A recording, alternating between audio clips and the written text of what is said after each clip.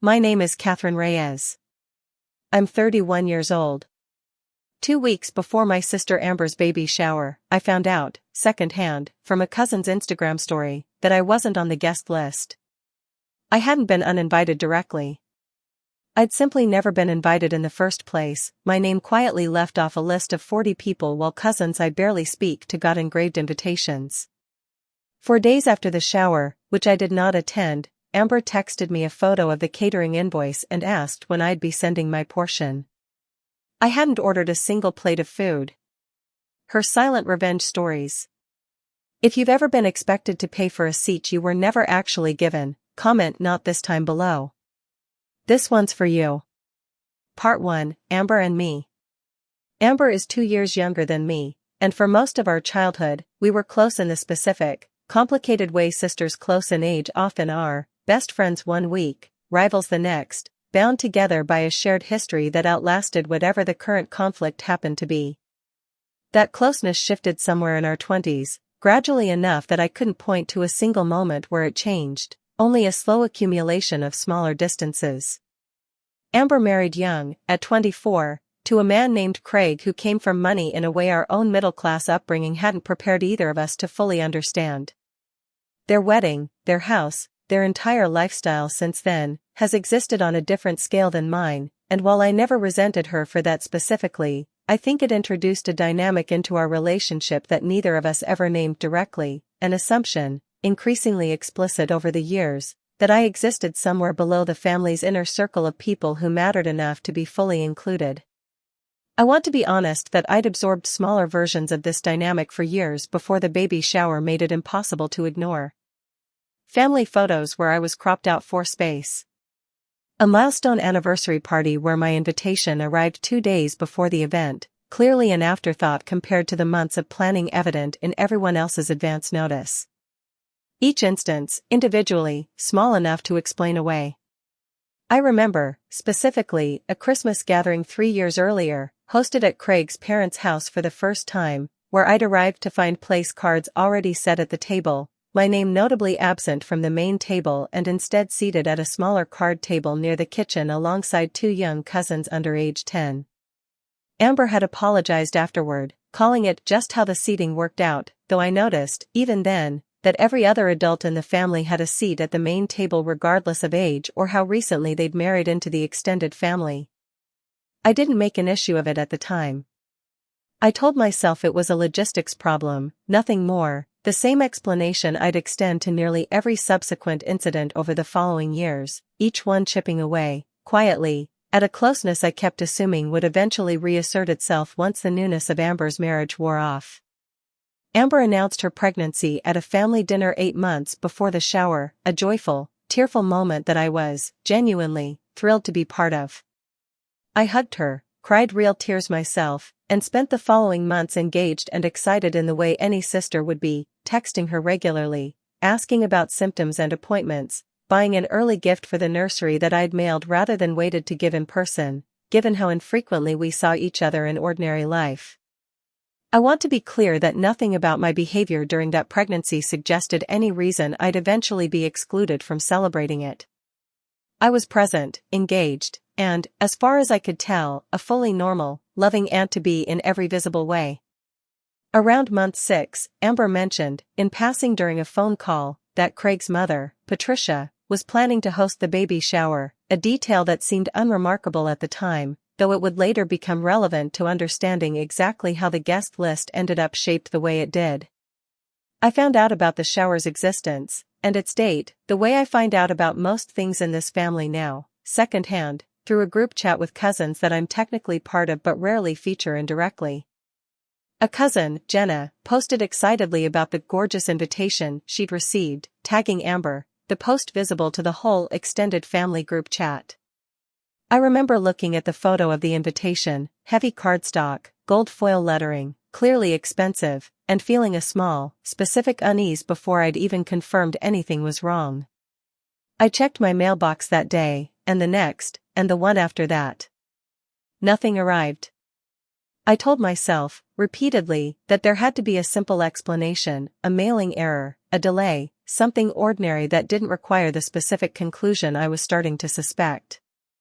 2 weeks before the shower's date, with still no invitation and the group chat now buzzing with detailed logistics, carpooling plans, gift registry links, outfit coordination, I finally texted Amber directly, keeping my tone as light as I could manage. "Hey, I don't think I got my shower invite? Might have gotten lost in the mail." Amber's reply came almost an hour later, longer than her usual response time, which I noted even before reading the actual content. "Oh. I meant to talk to you about that. Patricia's hosting, and she kept the guest list pretty tight, mostly Craig's side and a few of my closest friends. It's not really a big family thing this time, more intimate. I hope you understand." I read that message several times, trying to reconcile mostly Craig's side with the visible presence, in the group chat, of multiple cousins from our own side of the family, cousins I was, by any reasonable measure, at least as close to as they were. I texted back, keeping my tone measured despite the specific hurt building underneath it. "I saw Jenna and a few other cousins got invitations though. I'm a little confused about how the list got decided." Amber's response, when it came, was even longer in arriving. "I didn't want to make it weird, but honestly, Patricia handled most of the list, and I think there was just a mix-up. I'm sorry, Catherine. I'll make sure you get to see the baby right after, I promise." I want to be honest about the specific self-deception I engaged in during those 2 weeks, because I think it matters to understanding how this pattern had sustained itself for so long before the shower finally forced a reckoning.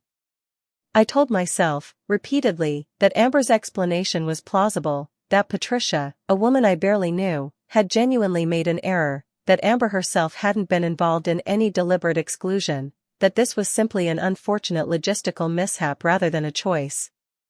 I wanted to believe that version, badly enough that I mostly succeeded, at least on the surface. I sent Amber a kind, understanding text accepting her explanation, told myself I'd see the baby soon enough regardless, and tried to let the specific sting of the mistake fade into something manageable. What I didn't yet know, what I wouldn't learn until several days after the shower had already happened, was that Amber herself had reviewed and approved the final guest list personally, my name specifically discussed and removed in a conversation I'd only later learn about secondhand, from a cousin who felt guilty enough about what she'd witnessed to eventually tell me the truth. The shower took place on a Saturday afternoon at an upscale venue Patricia had booked, a detail I learned only from the extensive photos that flooded social media throughout the day. 40-some guests in a beautifully decorated space, elaborate catering, a dessert table that generated its own dedicated round of admiring comments. I spent that Saturday at home, doing ordinary things, trying not to check my phone too frequently, though I failed at that specific discipline more than once throughout the day. Each photo that appeared, Amber glowing in a flowing dress, surrounded by cousins and friends, opening gifts with the specific delighted performance that baby showers seem to require, landed with its own small, cumulative weight. I want to describe honestly what that day felt like, because I think the quiet version of this hurt matters as much as anything louder that came later. It wasn't dramatic. I didn't cry, or call anyone to vent, or do anything that would have registered, from the outside, as a significant reaction. I simply sat with a specific, hollow loneliness, watching my sister's joy unfold in real time on a screen, from a distance I hadn't chosen and didn't fully understand yet. That evening, my partner James came home to find me quieter than usual, and after some gentle prompting, I told him what had happened, the missing invitation, the group chat full of photos, the specific ache of watching a celebration I should have been part of unfold entirely without me. "Did she ever actually explain it properly?" he asked, once I'd finished. I told him about Amber's text, the mix-up explanation, the promise to bring the baby by afterward. James was quiet for a moment, and I could tell he was choosing his next words carefully. "I don't want to tell you how to feel about your own sister," he said. "But that explanation doesn't actually explain anything. A mix-up is losing one invitation. A tight guest list that somehow includes multiple cousins but not her own sister isn't a mix-up. I think you already know that, and I think you're working hard to talk yourself out of knowing it." I didn't have a good response to that at the time, mostly because I suspected he was right, and I wasn't ready yet to sit with what that would mean. It would take Melissa's phone call, several days later, to finally force the confirmation I'd been quietly avoiding on my own. For days after the shower, my cousin Melissa, who'd attended and had always been someone I trusted more than most of our extended family, called me directly, her voice carrying a specific discomfort before she'd said more than a few words. "I need to tell you something," she said. "I've been feeling terrible about it since Saturday, and I don't think it's right that you don't know the truth." She explained, carefully, what she'd witnessed weeks earlier, when Patricia had circulated a draft guest list to Amber for approval, my name included on that original draft. Amber, according to Melissa, had specifically removed it, telling Patricia, in a conversation Melissa happened to overhear at a separate family gathering, "Let's keep it simpler, my sister and I aren't that close anymore anyway." I sat with that information for a long moment, the specific vertigo of hearing my own sister's private assessment of our relationship, "not that close anymore," spoken casually to a mother-in-law, as justification for excluding me from a celebration I'd been genuinely, uncomplicatedly excited to be part of. "I'm sorry," Melissa said. "I should have told you sooner, honestly. I just didn't know how." I want to describe, briefly, my limited history with Patricia, Craig's mother, because I think it adds important context to how the guest list situation actually unfolded, beyond simply framing her as an antagonist in this story. I'd met Patricia perhaps a dozen times over the years, at holidays and family gatherings, and our interactions had always been pleasant but shallow, the kind of polite, surface-level warmth that never quite develops into genuine familiarity. She's a woman who clearly cares a great deal about presentation, about the specific social performance of hosting elegant, well-photographed events, and I don't think, in fairness to her, that she had any independent reason to exclude me beyond whatever guidance Amber herself provided about the guest list. I called Patricia directly, several days after my conversation with Melissa, mostly because I wanted to understand her side of the guest list process without relying entirely on second-hand information. She was, to her credit, straightforward about it. "Amber told me to keep it tight, and gave me the final list herself," Patricia said. "I didn't ask too many questions about who was on it and who wasn't. I assumed she knew her own family situation better than I did." She paused. "I'm sorry if that caused you pain, Catherine. That certainly wasn't something I intended, and if I'd known the full situation, I might have pushed back on some of those choices myself." That conversation clarified something important for me, that Patricia had been, at most, a willing instrument in a decision that was fundamentally Amber's to make, not an independent architect of my exclusion. It meant the difficult conversation I still needed to have belonged entirely with my sister, not with her mother-in-law. I want to sit with the specific betrayal of that phrase, because I think it clarifies something important about the difference between an honest mistake and a deliberate choice dressed up as one. Amber hadn't simply forgotten to invite me, or lost my address, or fallen victim to some logistical mishap involving Patricia's guest list management. She had actively reviewed a list that included my name, and made a specific, considered decision to remove it, articulating a reason to her mother-in-law that she'd never once said directly to me, that she considered our relationship distant enough to justify my exclusion from a major family celebration. I thought about the text she'd sent me, 2 weeks earlier. I didn't want to make it weird, and understood, finally, that the weirdness she'd been avoiding wasn't a mix-up she needed to smooth over. It was the discomfort of me learning the truth about a decision she'd made deliberately and then lied about, however gently, to avoid an uncomfortable conversation. Part 9, The Bill. I hadn't yet decided how, or whether, to confront Amber with what Melissa had told me when, 4 days after the shower, a text arrived that reframed the entire situation in a way I genuinely hadn't anticipated. Amber sent a photo, the catering invoice from the shower, an itemized bill totaling just over $2,200, with a message underneath, "Hey. Splitting the shower costs between family since it got a little more expensive than expected. Your portion comes to about $180. Let me know when you can Venmo it over, no rush." I stared at that message for a long time, genuinely unsure, for a moment, whether I'd misread something. I hadn't attended the shower. I hadn't been invited to the shower. I had, in fact, only learned 4 days earlier that my exclusion had been a deliberate choice rather than an accident, a detail Amber clearly had no idea I now knew. And she was asking me to pay $180 toward an event I had not been permitted to attend. I want to describe the specific clarity that settled over me in that moment, because I think it mattered more than the immediate hurt I'd been sitting with for days. I texted back, plainly, I wasn't at the shower, Amber. I wasn't invited to the shower. I actually just found out this week that you specifically removed me from the guest list yourself, and told Patricia we aren't that close anymore. I'm not sure how you're expecting me to pay for an event I wasn't allowed to attend. The response took considerably longer to arrive than her original message had. That's not, where did you hear that? Amber wrote back finally. I never said that. Melissa was there when you said it to Patricia, I told her.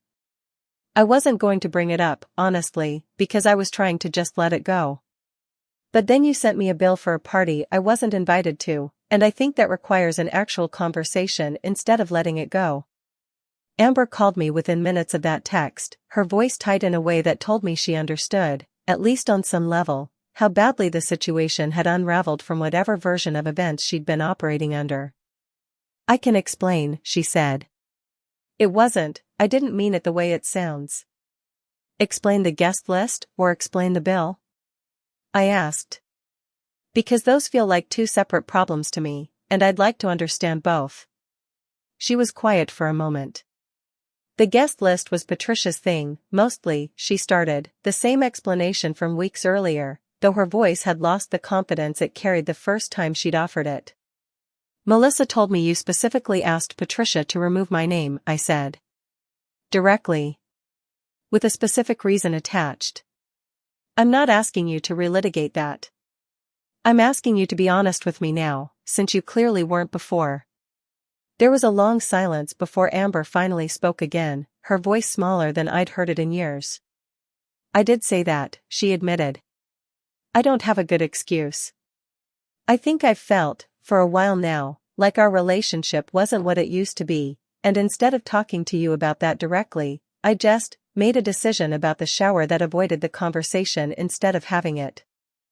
I asked her, directly, about the invoice, genuinely curious how she'd arrived at the decision to send it, given everything else that had happened. I wasn't thinking about it in relation to the guest list thing, she admitted. I just had a list of family members I was splitting costs with, and your name was still on that list from an earlier version of the planning, before the guest list got finalized separately. I sent it out without really thinking it through. So you removed me from the celebration itself, I said, but kept me on the list of people expected to help pay for it. Amber didn't have an immediate response to that, and I let the silence sit there for a long moment before continuing. I need you to actually hear how that sounds, I said. Not as an accusation. Just as a fact. You decided I wasn't close enough to include in the party. But I was apparently still close enough to be expected to help cover a catering bill for an event you didn't want me at. I don't think those two things can both be true at the same time, Amber. I think you need to pick one. I want to be fair to Amber in describing what came next, because I think the specific quality of her response, once the initial defensiveness cracked, mattered to how the rest of this story unfolded.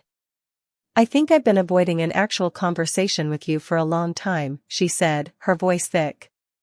About Craig's family, about money, about how different our lives look now. I think it's been easier to just quietly distance myself than to talk about any of it honestly. And I think, somewhere in that avoidance, I convinced myself smaller decisions, like the guest list, weren't really about you specifically. They were just easier than the bigger conversation. That's honest, I told her.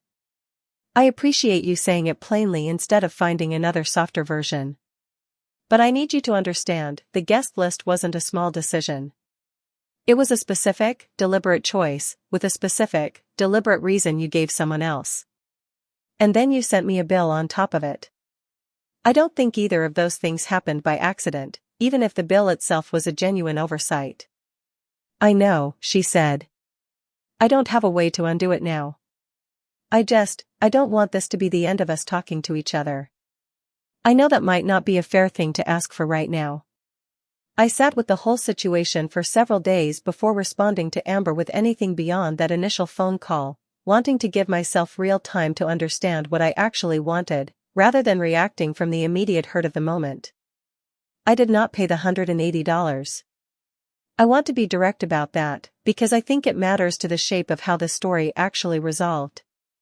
I told Amber, clearly, that I wasn't willing to contribute financially to an event I hadn't been invited to attend, regardless of how the invoice had originally ended up including my name. I also told her, honestly, that I wasn't interested in pretending the guest list incident hadn't revealed something real about how she'd been thinking about our relationship, quietly, for longer than either of us had acknowledged directly. I don't think this is about the shower anymore, I told her, in a longer conversation we had about a week later. I think the shower just made something visible that's been true for a while. I'd rather have the real conversation about that, honestly, than pretend everything's fine because you feel bad about the bill. That conversation, when we finally had it properly, in person, over coffee, was harder and more honest than almost any exchange we'd had in years. Amber acknowledged, plainly, that Craig's family's wealth had created a specific discomfort in her, one she'd never fully examined, a sense that our shared, more modest upbringing had become something she was quietly trying to distance herself from, in ways that had nothing directly to do with me personally but that had, over time, started to affect how she treated our relationship. I think I got embarrassed, she admitted, by how different our lives look now, and instead of dealing with that embarrassment directly, I just let you slip further to the edges of things. The shower wasn't really about not wanting you there. It was about not wanting to have to explain our relationship to Patricia's friends, who don't really know anything about our family, or where we come from. I asked her, gently, what exactly she thought needed explaining. What is it about our relationship that you thought required an explanation to people you barely know? She was quiet for a long moment before answering. I think I was worried they'd ask questions I didn't want to answer, she said. Like why you and I grew up so differently from how Craig's family sees the world. Why our parents' house looks the way it does compared to Patricia's. I know how that sounds, saying it out loud. It sounds shallow and cruel, and I think it probably was, even though it didn't feel like that in the moment. It just felt like avoiding something uncomfortable. It is shallow, I said, but I appreciate you not trying to dress it up as something more noble than that. I'd rather hear the ugly, honest version than another polished explanation. I don't think I fully understood, until the bill thing blew up, how much I'd let that embarrassment shape actual decisions, she said. Not just the shower. Smaller things too, over the past few years. I think I've been quietly deciding, over and over, that you fit better at the edges of my new life than in the center of it, and I never once said that plainly, even to myself, until this forced it out into the open. I told her, honestly, that I understood the specific shame she was describing, even as I didn't think it excused how she'd handled it. I get that Craig's family's world is different, I said. I don't need you to apologize for building a life in that world. I need you to stop treating me like something you have to manage or hide, just because our lives don't match anymore. Word of the whole situation eventually reached our mother, not from me directly, but through Melissa, who I think felt some ongoing guilt about her role in the whole affair and wanted to make sure the full picture was understood correctly by the wider family. My mother called me, upset in a way I hadn't expected given how rarely she involves herself in disputes between Amber and me. I raised you two to look out for each other, she said. I don't understand how it got to a bill for a party you weren't invited to. That's not just distance, Catherine. That's something else. I told her I'd already had the harder conversation with Amber directly, that we were working through it in our own way, and that I appreciated her concern but didn't need her to intervene further. I just want you to know I see it, my mother said. I don't think you imagined any of this, or overreacted. I think Amber's let some things about her life now make her forget where she came from, and who was there before Craig's family's money was part of the picture. I hope she figures that out properly, not just enough to smooth things over for a while. I appreciated my mother's clarity, even as I told her, honestly, that I thought the situation was more complicated than a simple story of Amber forgetting where she came from, that I believed her embarrassment and quiet withdrawal were real, even as they didn't excuse how she'd handled either the guest list or the bill. I want to address directly what happened regarding actually meeting my niece, since I think it matters to understanding how this story resolved, practically, beyond the emotional reckoning. Amber invited me to visit within a week of that coffee conversation, a private, unhurried visit that had none of the performative quality of the shower itself, just the two of us, and the baby, in her actual home, away from any audience or extended family expectations. I held my niece, Charlotte, for the first time in that quiet visit, and I want to be honest that whatever residual hurt I still carried from the shower itself softened, at least somewhat, in that specific, ordinary moment, just two sisters and a baby, the kind of intimate family moment that should have been available to me from the beginning, without needing a public celebration to validate it. "I'm sorry it took all this for us to get here," Amber said, watching me with Charlotte. I don't think I understood how much distance I'd let build up until the shower forced it into the open. My relationship with Amber today is not fully repaired, in the sense that I don't think either of us would describe it as returning to the closeness we had as children.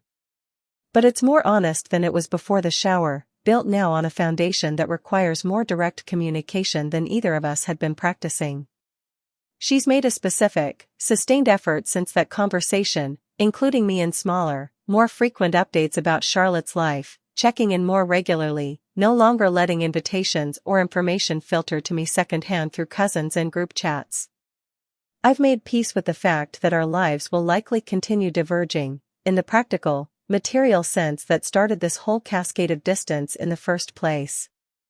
What I haven't made peace with, and don't intend to, is the idea that divergent lives require diminished relationships, or that discomfort about difference justifies quietly excluding someone rather than naming the discomfort honestly.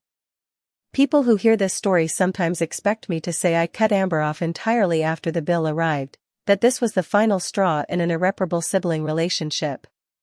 It wasn't, and I think it's more honest to say so, even though the cleaner, more dramatic version might feel more satisfying to imagine. What actually happened was smaller, and I think more useful, a genuinely uncomfortable conversation, forced into existence by an invoice that never should have been sent, revealed a pattern that had been quietly building for years, one neither of us had been willing to name directly until it became impossible to avoid. I used to think maintaining a relationship meant absorbing small slights without comment, trusting that raising them would only create conflict neither of us wanted. I've since learned that absorbing them quietly doesn't prevent the conflict. It just delays it, and lets it compound, until eventually something as absurd as being billed for a party you weren't invited to forces the whole pattern into visibility all at once. If there's a lesson in this, it's a specific one I keep returning to: exclusion and expectation cannot coexist honestly. You cannot decide someone isn't close enough to include in your joy, and also decide they're close enough to help pay for it. That contradiction, however unintentional in Amber's case, revealed something true that 100 smaller slights, absorbed quietly over years, had never quite forced into the open. I don't regret the years I spent giving Amber the benefit of the doubt, explaining away smaller moments of distance as ordinary life rather than deliberate choice. I think trusting the people closest to you is still the right instinct, even when it occasionally requires a harder conversation to correct course. What I've learned is that the correction has to actually happen, eventually, or the distance simply keeps compounding, unnamed, until it's too large to explain away any longer. Charlotte's first birthday, celebrated about 10 months after the shower and everything that followed it, gave me a clear measure of how much had actually changed since that difficult stretch of conversations. The party itself was smaller than the shower had been, closer to 20 people rather than 40, hosted at Amber and Craig's own house rather than an elaborate rented venue, with an invitation that arrived in my mailbox nearly a month in advance, my name spelled correctly, my seat clearly planned for at the main table rather than relegated to any afterthought arrangement. I watched Amber, throughout that afternoon, make a specific point of including me in small ways that would have been unthinkable a year earlier, asking my opinion on the cake flavor weeks beforehand, seating me next to her during the gift opening portion of the party, mentioning me specifically, unprompted, in a small toast she gave partway through the afternoon. "I want to thank my sister," she said, raising her glass, "for being patient with me while I figured some things out this year. I don't think I Would have understood how much I needed to work on without her being honest with me, even when it was hard to hear. It wasn't a grand, dramatic gesture. But it was specific, public, and entirely unprompted by me, exactly the kind of visible correction I'd needed to see, over time, before I could trust that the earlier conversation had actually changed something lasting rather than simply resolving an uncomfortable moment. I think, if there's a single thing I'd want another sibling navigating a similar quiet drift to take from this story, it's the specific, hard-won understanding that smaller slights deserve to be named honestly, in the moment, rather than absorbed indefinitely in the name of keeping the peace. I spent years telling myself that pointing out each individual incident, the cropped photo, the late invitation, the seating arrangement at Christmas, would make me the difficult one, the person creating conflict out of manageable, forgivable oversights. I've since learned that the alternative, staying quiet indefinitely, doesn't actually prevent conflict. It just delays it, and lets it compound, until something as absurd as a catering bill for a party you weren't invited to finally forces the entire pattern into visibility at once, all together, in a form too large to explain away. If you've ever been excluded from something and then expected to help pay for it anyway, I'd love to hear how you handled it. Let me know in the comments. And if this story meant something to you, consider subscribing. There are more stories like this one coming every week.